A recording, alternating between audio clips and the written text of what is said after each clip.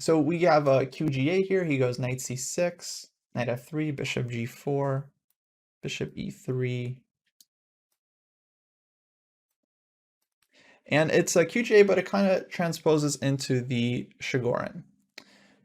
Take on c4, bishop b4.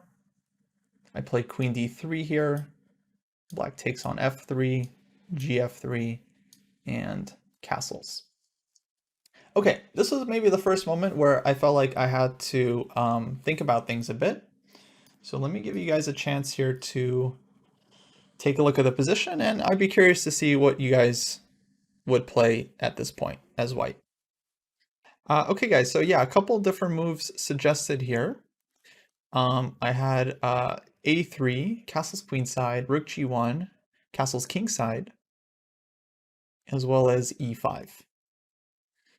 Yeah, so a lot of moves in this position already. Someone mentioned this is theory. Like during the game, I honestly didn't know it. I think queen d3 was kind of the last move I was aware of, and then my understanding of this position was that like, well, white has a good center, you know, two bishops, weakened pawn structure, it's kind of interesting and playable.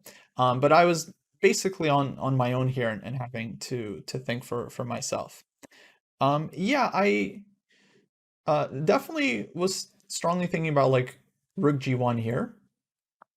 And just going for like a queenside castles setup because it just looks like we can attack. I also thought about castling kingside and putting the king on h1, and I thought that might be possible as well. I don't know if there was a right answer here. I just wanted to see what you guys would do, but what I ended up playing was a3 because my feeling was that like this is actually kind of a nice and flexible move here.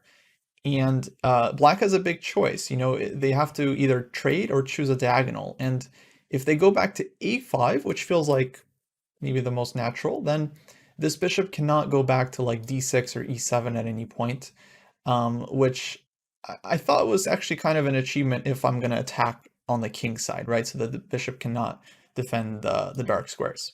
And if he decides to take on c3, well, then again, we have a choice. Maybe I would take with the pawn to strengthen the center. And here, maybe I'm more likely to castle kingside and actually just play this one more strategically. Just have a big center, go rook ab1, a4, two bishops, king h1, rook g1, and things just look very, very pleasant for white. But basically, I didn't want to decide until he made his decision. So he goes bishop a5, rook g1, knight h5. Typical Shigorin move. And you see this one in the Grunfeld as well, actually, where black just tries to play against the dark squares. So now the idea is to go queen h4, for example, and then try to plant a knight on f4, maybe play g6. I mean, it feels like white should be doing well here, but it actually is kind of an annoying idea if black is able to get all this in. So what do you think white should do here? Aradia says king e2, rook g2, rook g1 might be an idea, but probably bad. Yeah, that's how I would evaluate it too. Like, you could play this, but one day we might regret putting the king on e2. b4 I thought is possible, but actually kind of helps black's bishop go to b6 and then put pressure on our d4 pawn, which is kind of our main weakness here. And it would also make things a little bit worse for us if we castle queenside. Okay, so I played rook g5. To me, this felt like a really nice multi-purpose move. I stopped queen h4. I prepared to eventually double up, like the second rook wants to come to g1, and we get a tempo against black's pieces like knight on h5 and maybe even bishop on a5 could hang one day. Who knows? Now I'm definitely considering like d5 ideas. So g6.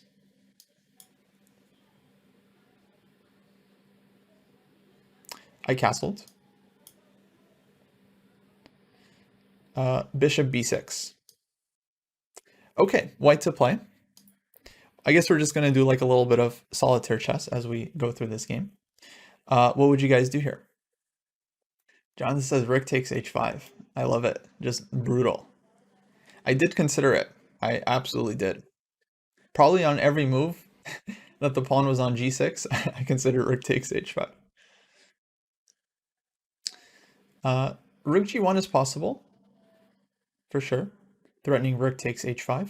On rook g1, black probably goes knight g7, and then we would have to do something about our d4 pawn. So we want to be a little careful there. Um, and then we have suggestions for both d5 and e5, which are also moves, absolutely. With d5, I think I basically expected bishop takes e3 check. Have to take with the queen. And that position looked very good for me. Because the rook is opening up on the d file. And probably black has to take. And then we can take like in a number of different ways, but they all kind of look nice for white. So d5 was certainly a big consideration for me, and I felt like white was much better there. F4 is certainly possible. I can't say how much time I spent on it, but I think it definitely feels like a reasonable idea here also, just trying to like play for f5. And as long as our center is under control, then we have time for plans like this. Okay, so I actually ended up going for e5. And yeah, I kind of learned like my lesson from the last game, or at least I was hoping that I did. My feeling was like, okay, I'm attacking now. We're in attacking mode. I should also say this game was, I think, the one of the later rounds again in an IM Norm tournament. I still needed my final Norm, and I think I needed to actually win out. I think I needed to win this game and then the last game to get the Norm. Yeah, I think this was the penultimate game. And I had already won the previous game, round 7, which I also needed to win. So I needed to win like my last 3 games to get the Norm. And I won the first one. This was now game 2 that I needed to win, and then I would have to win with black if I wanted the Norm. So now at this point, I'm like, okay, I'm attacking. If I need to sacrifice, I'm going to sacrifice. And whatever confidence we need to go for it, like, because a lot of times it's not just the sacrifice that you need a little bit of spirit for. You also have to be willing to play with like a bad structure at times. So e5, I mean, strategically, it's a big concession. It gives up a lot of squares, but at the same time, we also open up the knight to come to e4, and I felt like this was a very, very strong attacking idea, because once the knight gets to e4, now we absolutely have rook takes h5 and knight f6 ideas. So black played knight e7. And to me, this felt like a very logical move. I was actually expecting black to go knight g7. And then the plan was to go knight e4, knight f5, bring the knight to f6, king g7. And then I think I had this one in mind. Rook takes f5. Yeah, ef5. And then queen f1. And just bringing the queen over to the king side, knight on f6 is really powerful. And black's king is basically getting mated. Whenever they go h5, they have to deal with knight h5, rook g1, and so on. So I was already ready to just like sacrifice an exchange like this, and I was kind of definitely feeling up for it. But instead, black goes knight e7. Okay, white to play. What would you guys do? Let's talk to Yvonne. Alright, I might mute myself randomly because I'm not really sure if I want to talk, but anyways, I played rook takes h5, g takes h5, rook g1, and then after I guess after knight g6, because if king h8, I was thinking bg5 and that just wins. Okay. Yeah, stoppable. And if like and he can't even go knight g8 because the knight's pinned. So knight g6 is like kind of forced. Mm-hmm. And then after knight g6, I was thinking of playing bishop takes e6. And Got then it. rook. But then we only have perpetual, so I'm not really sure. Right. But your idea, right, was to take here, and then seems like, because we don't have a third rook, unfortunately, to go to the g file. Uh, but Okay, definitely you're not committed to. I mean, I just hope that a draw is like enough for you to get like that I last IM norm or No, you didn't something. hear me. I need to win. Oh, you need to win. Yeah. Yeah. But okay, it's certainly a good try. Uh nice job. Let me call on Daniel. Okay, so I think we should take on h5 and then probably go bishop g5 to eliminate any knight g6, knight f5 somehow, and the piece is defending. And then next move we're going either rook g1 or bishop f6, queen e3, queen h6, and it seems like the game's over. Probably just queen e3 next move, and yeah, that's it. Okay, yeah, no, very good actually. So, right, my thought process here what is as follows. I mean, my first thought was like, okay, let's just play knight e4 because that's what I said I was gonna do. But then I realized, well, if I don't take now, then he's gonna go knight g7, and it's probably still good for white, but like I could just take now and then go knight e4, for example, and play against the structure, and that looks very, very dangerous. But then I realized, well, okay, knight on f6 is good, but what's even better is a bishop on f6. Like that would just be killing. So yeah, we came up with the idea to take and go bishop g5. And again, I had this thought like, well, should I sack? I could just play knight e4, and I was like, no, sack, sack immediately. Like, if you don't do it now, yeah, you don't get your chance. But the point that Daniel mentioned is very important, that we stop black from being able to play immediate knight g6. This makes their defense very difficult. They got to get out of this pin. But also, if we imagine the bishop on f6, then we have two threats in with this kind of position, right? The first one is to just give a check on the g file, and that's going to be mate or mating. Black would have to block with the knight on g6. Let's say they even have time to unpin, they would have to block.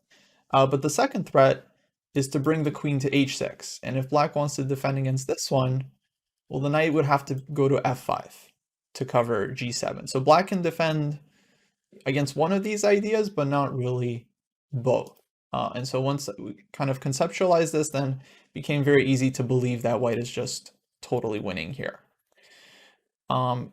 So yeah, now black, I mean, is just lost. He tried queen d7. You know what to do. Bishop f6, rook f d8, queen e3,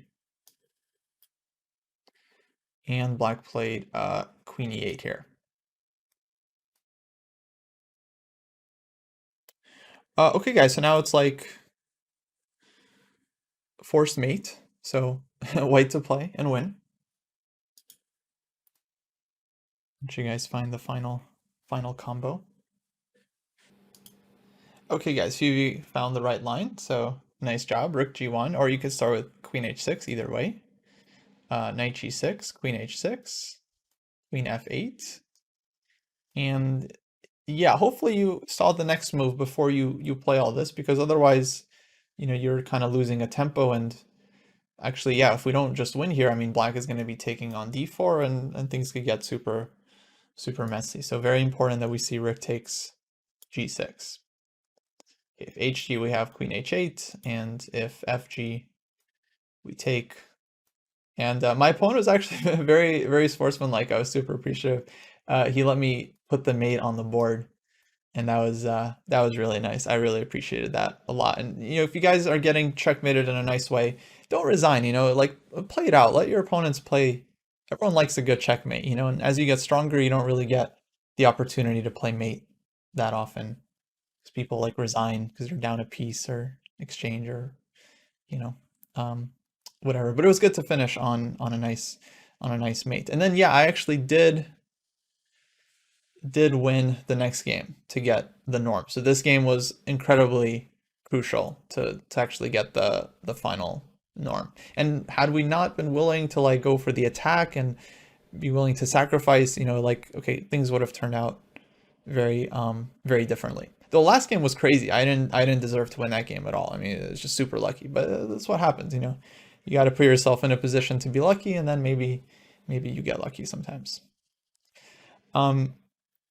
So hopefully what we learned was clear. I mean, if you feel optimistic about a position, even if you don't calculate everything 100% all the way through, if you feel like it's promising, it's usually worth to take the plunge, take the risk, and try to go with your gut feeling, you know? Uh, think about all the times you've analyzed with the engine and it shows you all these wins, and like think, is this one of these positions where I'm going to check the engine later and it's going to show me like so many ways that we could have been winning. So hopefully that helps you guys make some better decisions for the future. Well, okay, guys, I think we are gonna wrap it up here. If you have any final questions, feel free to use the chat.